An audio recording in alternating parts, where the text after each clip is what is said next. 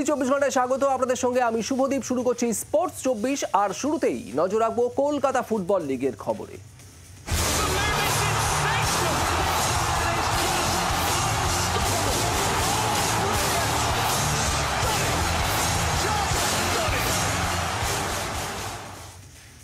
Kolkata football লিগে অপরাজিত east Bengal ভবানীপুরকে 1 গোলে হারিয়ে লিগে গ্রুপ শীর্ষেই থাকলো বিনো জর্জের দল। ঘরোয়া লিগে 8 ম্যাচে 22 পয়েন্ট হলো ইস্ট বেঙ্গলের। শুরু হয়ে গেল আজকের ম্যাচ ইস্ট বেঙ্গল বনাম ভবানীপুর। ঘরোয়া লিগে ছুটছে ইস্ট বেঙ্গলের জয়ের রথ। ঘরের মাঠে ফের 3 পয়েন্ট তুলে নিল ইস্ট বেঙ্গল। সোমবার ভবানীপুরকে 1-0 গোলে হারিয়ে গ্রুপ শীর্ষেই থাকলো লাল হলুদ। এদিন ম্যাচের শুরুতেই গোল করে দলকে এগিয়ে দেন জেসিনটিকে। ম্যাচের 4 মিনিটে ইস্ট বেঙ্গলের মোহাম্মদ রোসালকে বক্সের মধ্যে ভবানীপুরের ফুটবলার ফাউল করলে পেনাল্টি পায় লাল হলুদ। গোল করতে ভুল করেননি জেসিনটিকে। দারুণ শট জেসিনটিকে। গত ম্যাচেও গোল পেয়েছিলেন জেসিন, এমনকি আগের ডুরান্ড ম্যাচেও গোল করেছিলেন তিনি। গোটা ম্যাচে আর কোনো গোল হয়নি। ডুরান্ডের ডার্বির আগে এই জয় আত্মবিশ্বাস বাড়িয়ে দিল ইস্ট বেঙ্গলের। ম্যাচের সেরা হয়েছেন ইস্ট বেঙ্গলের গোলরক্ষক আদিত্য পাত্র। ব্যুরো রিপোর্ট জি 24 ঘন্টা। ভবানীপুর ম্যাচে তার গোলেই জয় পেয়েছে ইস্ট বেঙ্গল। দলের জয়ে খুশি ইস্ট বেঙ্গলের জেসিনটিকে। এবার তারা লিগ চ্যাম্পিয়ন হবেন বলে আশাবাদী কেরলের এই ফুটবলার। हम बहुत हैप्पी है, unbeaten run, more matches coming, we will win. Hard work, dedication and हमारे आज क्लब है ना फाइट कर। हम 7 मैच मिस हो गया, हमारे थोड़ा fever and chickenpox, that why हम 7 matches miss. Supporters are expecting the league title this time. Our 12th man, our power. Okay. ঘরে মাঠে ভবানীপুরকে 1-0 গোলে হারিয়ে দিল ইস্ট বেঙ্গল। প্রিয় দলের জয়ে উচ্ছ্বসিত সমর্থকরা। ডুরান্ডের ডার্বিতে 3 গোলে দল জিতবে বলে দাবি সমর্থকদের। জেসিনটিকের গোলে ম্যাচ জিতে ইস্ট বেঙ্গল সমর্থকেরা উচ্ছ্বসিত। ইস্ট বেঙ্গল এই ম্যাচ জিতে ইস্ট বেঙ্গল টপে চলে এলো। তাহলে গতবার যে লিগটা আসেনি সেটা কি এবছর আসতে চলেছে? 100% এবছর আসবে। আমরা আমাদের সেরা ফর্মে রয়েছি, আমাদের প্লেয়াররা দুর্দান্ত খেলছে। 200% আসবে এবার জয় ইস্ট বেঙ্গল। আনোয়ার যখন এসছে, যখন আনোয়ারকে আমরা আনতে পেরেছি, আমরা কলকাতা এবছর সব টপি পাবো। এবছর কি কলকাতা লিগ আসতে চলেছে? কলকাতা লিগ জিতবো, ডুরান্ড জিতবো, সুপার কাপ জিতবো, সব জিতবো। 14 তারিখ সাথে তো ডার্বিও আছে। জিতবো, ডার্বি জিতবো 3-0। তার আগে 14 তারিখ, তারপর 18 তারিখ, এখন দুটোই লক্ষ্য আমাদের। দেখা যাচ্ছে যে ইস্ট বেঙ্গল সমর্থকেরা তারা কিন্তু কলকাতা লিগে তাদের গ্রুপে শীর্ষে চলে যাওয়ার পর এবার সব ট্রফির কিন্তু তাদের তাঁবুতে দেখছেন, এবং সেই সঙ্গে ডুরান্ড কাপের ডার্বিও। ক্যামেরায় নবীনের সঙ্গে দেবাঞ্জন, জি 24 ঘন্টা। ভবানীপুরকে কলকাতা লিগে হারিয়ে লিগ শীর্ষে যাওয়ার দিনেও খেতাব নিয়ে এখনই ভাবতে নারাজ ইস্ট বেঙ্গল কোচ বিনো জর্জ। বলছেন আপাতত পরের ম্যাচ নিয়েই মনোসংযোগ করছে তাঁর ছেলেরা। ইস্টবেঙ্গল সমর্থকেরা মুখিয়েছিলেন যে ভবানীপুর ম্যাচ জিতে তারা লিগের শীর্ষে নিজেদের জায়গা সিমেন্টের মতো মজবুত করে নেবেন। সেটায় সফল বিনু জর্জের ছেলেরা। Binu, it's little bit satisfaction that your team cementing the first spot after beating Bhawanipur. I always trust my team, my players. They have quality, they have ability to score any team. So when they play against together with a fighting, nobody can catch my boys. So I believe my boys, I trust my boys. That's all. You know, last year East Bengal missed the league title. What's your assessment regarding this year's performance in the Calcutta League and hope for the grab the title at the end of this Calcutta League? Right now I am thinking for a next match. See, trophy जीतने के लिए बहुत रास्ता है, बहुत time है, क्योंकि अभी सुपर 6 है, अभी मैं कंपटीशन है। अभी हमारा फोकस है नेक्स्ट मैच। हम लोग एक स्टेप करके जा रहे हैं। हम लोग तो ऐसा हमारा प्लेयर्स में इतना मैं भरोसा कर रहा हूँ। वो लोग को भी पता है कितना हम लोग इतना फोकस दे रहे, इतना ध्यान दे रहे। तो इसके लिए हम लोग अभी हमारा मेन फोकस है next match. That's all. Next मैचटाई तार परवर्ती लक्ष्य লিগ টাইটেল নয়। তার কারণ লিগ টাইটেল জিততে গেলে এখনও লম্বা রাস্তা অতিক্রম করতে হবে তাকে। ক্যামেরায় নবীনের সঙ্গে দেবাঞ্জন, জি24 ঘন্টা। ভারতীয় ফুটবল দলে কোচ মানোলো মার্কোয়েজের আশা আগামী দিনে ভারতীয় ফুটবল দলের হট সিটে থাকবেন স্বদেশি কোচ, যা জানার পর নিজেও খুশি জি24 ঘন্টাকে জানালেন লাল হলুদ coach Bino George. Yesterday, our national coach, Mr. Manolo Marquez, said that in future he'll be happy to see the Indian coach for the national duty. You're a coach, you're one of the attacking best coach in India. I want to know your reaction regarding Manolo's this comment. So I welcome this kind of words, because in India we have more quality coaches. So AFF started to the right step now onwards, and see we got a good coach right now. So I am very happy for his words. So this is a very good motivation of all coaches in India for to make a good, better India in future. Thank you. এদিকে শহরে এসে গিয়েছেন আনোয়ার আলী, আর তাকে স্বাগত জানাতে বিমানবন্দরে হাজির ছিলেন বহু ইস্ট বেঙ্গল সমর্থক। অবশ্য আনোয়ার নিয়ে এখনো মুখে কুলুপ মোহনবাগানে। শেষমেশ কোন দলের হয়ে খেলবেন আনোয়ার? দেবাঞ্জন বন্দ্যোপাধ্যায় আমাদের প্রতিনিধি রয়েছেন আমাদের সঙ্গে। দেবাঞ্জন, শহরে এসে গিয়েছেন আনোয়ার আলী, কিন্তু কোন দলে খেলবেন তা নিয়ে কি ধোঁয়াশা মিটেছে?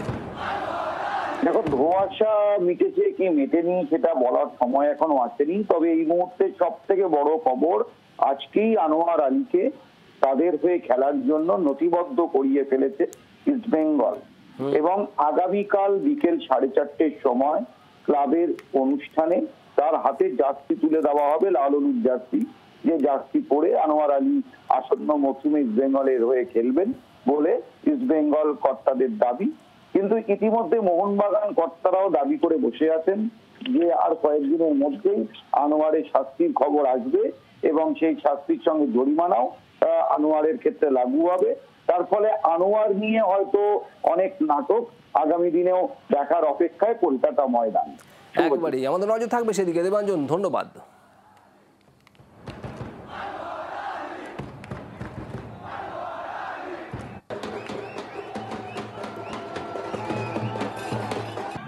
ফারদিন আলী মোল্লা মোহনবাগানের প্রথম দলে খেলার সুযোগ পাচ্ছেন না। সিনিয়র ফুটবলার হয়েও কলকাতা লিগে তার পারফরমেন্স একেবারেই নজর কাটতে পারেনি। তবে কলকাতা লিগে ভালো খেলে মোহনবাগানের সিনিয়র দলে সুযোগ পেতে চান ফারদিন। জর্জ টেলিগ্রাফের বিরুদ্ধে হতশ্রী পারফরমেন্স মোহনবাগানের 2-1 গোলে হেরে কলকাতা ফুটবল লিগের সুপার 6-এ যাওয়া অনেকটাই অনিশ্চিত হয়ে পড়ল মোহনবাগানের। দল হিসেবে মোহনবাগান অনেকটাই ভরসা করেছিল ফারদিন আলী মোল্লার ওপর, যিনি মোহনবাগানের হয়ে আইএসএলেও খেলেছেন। সিনিয়র ফুটবলার হিসেবে তার উপর বাড়তি দায়িত্ব ছিল। তবে মোহনবাগানে প্রথম দলে সুযোগ না পেয়ে কলকাতা লিগে খেলতে এসে কিছুটা কি হতাশ ফারদিন? মোহনবাগান কোচের মতে খানিকটা সেরকমই। It's all about the motivation. वो फर्स्ट टीम में था, अभी फर्स्ट टीम में नहीं है, राइट। ही ट्राई कर रहा है वो पुश करने के लिए। Demotivate it's always is natural, right, if you are not in the getting a chance in the first team. তবে ফুটবলার ফারদিন আলী মোল্লা বলছেন যে তারা দল হিসেবে ভালো খেলতে পারেননি। তিনি নিজের পারফরমেন্স নিয়েও খুব একটা খুশি নন। মোহনবাগানের প্রথম দলে সুযোগ পেতে আগামী ম্যাচগুলোতে ভালো খেলতে চান ফারদিন। মানে হয় না, হার্ড লাগ যায়, মানে আমাদের কখনো কখনো এত গোল মিস হচ্ছে, মাঝে মাঝে পেনাল্টি মিস হচ্ছে, আমাদেরই ফল্ট আমরা জানি, বাট কখনো কখনো হার্ড লাগও যাচ্ছে, আমরা জানি না কেন হচ্ছে, বাট আমরা সেটাকে ওভারকাম করার চেষ্টা করছি ডে বাই ডে। তবে ফারদিনের নিজের বক্তব্য হচ্ছে ডিমোটিভেশন নয়, কিছুটা খারাপ খেলা বা খারাপ পারফরমেন্সের জন্যই তাদের এই হার হয়েছে। তবে তিনি চেষ্টা করবেন একই সঙ্গে যে ভালো খেলে যত দ্রুত সম্ভব প্রথম টিমে ফেরত আসে, যাতে তিনি ফের একবার আইএসএল খেলতে পারেন। ক্যামেরায় অরিন্দমের সাথে অর্কদীপ্ত, জি24 ঘন্টা, কল্যাণী। কলকাতা ফুটবল লিগে মঙ্গলবার মুখোমুখি হচ্ছে ডায়মন্ড হারবার এবং খিদিরপুর এসসি। কল্যাণী স্টেডিয়ামে খিদিরপুরের বিরুদ্ধে খেলতে নামবে কিবু ভিকুনার দল। লিগে গ্রুপ টেবিলে দ্বিতীয় স্থানে রয়েছে ডায়মন্ড হারবার ক্লাব। এই ম্যাচ জিতে সুপার 6-এর দিকে আরও এক পা বাড়িয়ে রাখতে চাইছে ডায়মন্ড হারবার। বর্তমানে 7 ম্যাচে 17 পয়েন্ট জবি জাস্টিনদের, অন্যদিকে 7 ম্যাচে 12 পয়েন্ট নিয়ে লিগ টেবিলে 5 নম্বরে রয়েছে খিদিরপুর।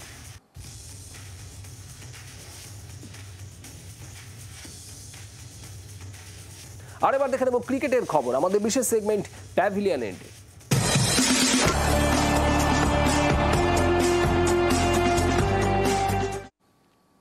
চলতি চলতি মরশুমে কি ঋদ্ধিমান সাহার শেষ মরশুম? সোমবার সিএবির মিডিয়া রুমে পরোক্ষভাবে এমন আভাসই দিয়ে রাখলেন সদ্য বাংলা ক্রিকেটে প্রত্যাবর্তনকারী ঋদ্ধিমান।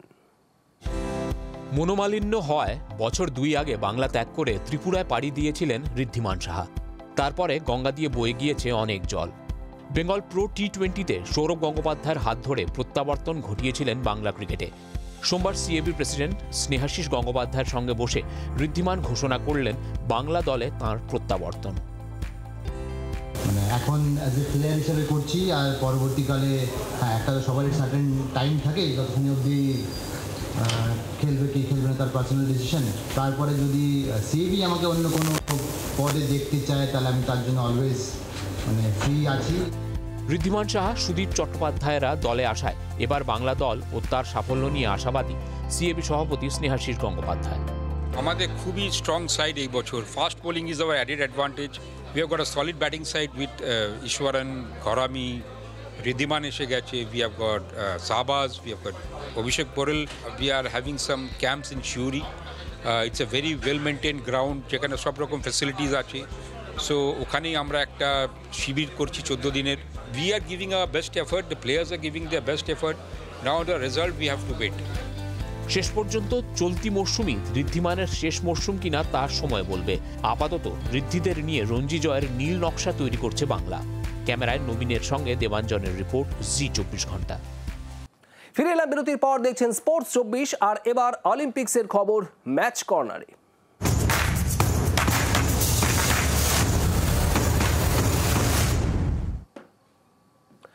প্যারিস অলিম্পিক্সের উদ্বোধনী অনুষ্ঠানের মতো সমাপ্তি অনুষ্ঠানও ব্যতিক্রম হয়ে থাকলো। 70,000 দর্শকের মাঝে স্টান্ট দেখিয়ে সবার মন জয় করলেন Hollywood superstar Tom Cruise. Paris অলিম্পিক্সের উদ্বোধনী অনুষ্ঠান হয়েছিল সেন নদীতে নৌকোর ওপর। সমাপ্তি অনুষ্ঠান পুরোটাই হয়েছে ইউরোপের অন্যতম বড় স্টেডিয়াম স্টাদ দ্য ফ্রান্সে।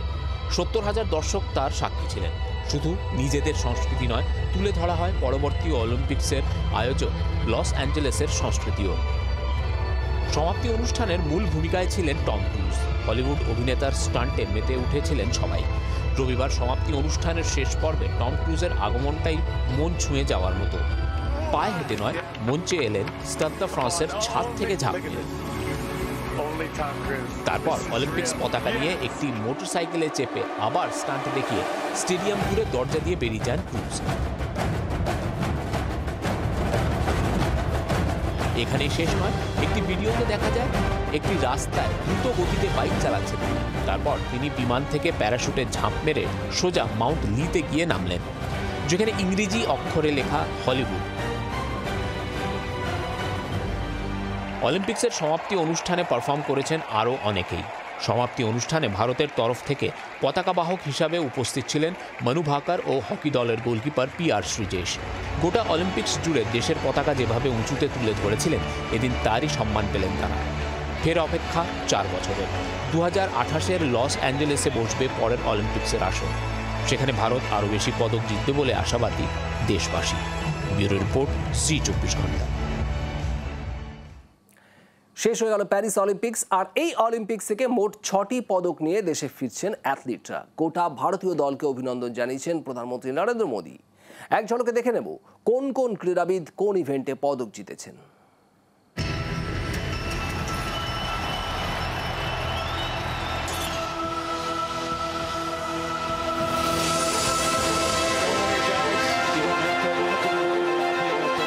শেষ হলো 2024 প্যারিস অলিম্পিক্স। শনিবার প্যারিস অলিম্পিক্সে নিজেদের অভিযান শেষ করে ভারত। এবার অলিম্পিক্সে ভারতের ঝুলিতে এসেছে 6টি পদক। টোকিও রেকর্ড টপকে যাওয়ার স্বপ্ন নিয়ে প্যারিস অলিম্পিক্স অভিযান শুরু করেছিলেন ভারতের অ্যাথলিটরা। যদিও এবার সেই স্বপ্ন পূরণ হলো না, তবু অলিম্পিক্সের মঞ্চে দেশের নাম উজ্জ্বল করেছেন ভারতের অ্যাথলিটরা। সেই প্রচেষ্টাকে সম্মান জানিয়েছেন প্রধানমন্ত্রী নরেন্দ্র মোদী। এক্স হ্যান্ডেলে পোস্ট করে তিনি অভিনন্দন জানিয়েছেন দেশের অ্যাথলিটদের। নরেন্দ্র মোদী লিখেছেন, প্যারিস অলিম্পিক্সের শেষে গোটা ভারতীয় দলকে অভিনন্দন জানাই। দলের প্রত্যেক ক্রীড়াবিদ নিজের সেরাটা উজাড় করে দিয়েছেন। দেশের ক্রীড়াবিদদের জন্য ভারতীয় নাগরিক হিসেবে আমরা গর্বিত। আগামী দিনের জন্য আরও ভালো করার শুভেচ্ছা রইল। এক ঝলকে দেখে নেওয়া যাক অলিম্পিক্সে কোন ক্রীড়াবিদ দেশের নাম উজ্জ্বল করেছেন। প্যারিস অলিম্পিক্সে মোট 5টি ব্রোঞ্জ ও 1টি রূপো এসেছে ভারতের ঘরে। 10 মিটার এয়ার পিস্তল শুটিংয়ে মনু ভাকের ব্রোঞ্জ জেতেন। এরপর 10 মিটার এয়ার পিস্তলের মিক্সড টিম ইভেন্টে মনু এবং সরবজোৎ সিং এর জুটি তৃতীয় স্থান পেয়ে আবার ব্রোঞ্জ জেতেন। একই অলিম্পিক্সে জোড়া পদক জয় করে নজির গড়েন মনু।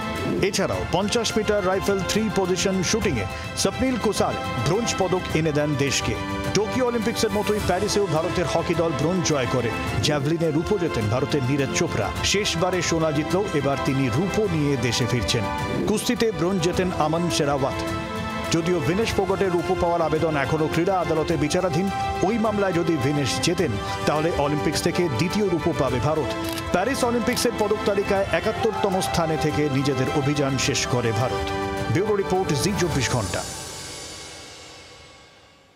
ফ্রি আফগান ওমেন এই স্লোগান নিজের পোশাকে ডিসপ্লে করে অলিম্পিক্সের মঞ্চ থেকে ছিটকে গেলেন আফগান তরুণী মানিঝা তালাশ। এবারের অলিম্পিকে প্রথমবার অন্তর্ভুক্ত হওয়া ব্রেক ডান্স ইভেন্টের প্রতিযোগী ছিলেন এই মানিঝা। রাজনৈতিক বার্তা দেওয়ার বিষয়ে অলিম্পিকের কড়া নিষেধাজ্ঞা অমান্য করাতেই ডিসকোয়ালিফাইড মানিঝা। তার আগে আফগানিস্তান থেকে অনেক দূরে স্পেনে চালিয়েছিলেন দীর্ঘ প্রস্তুতি।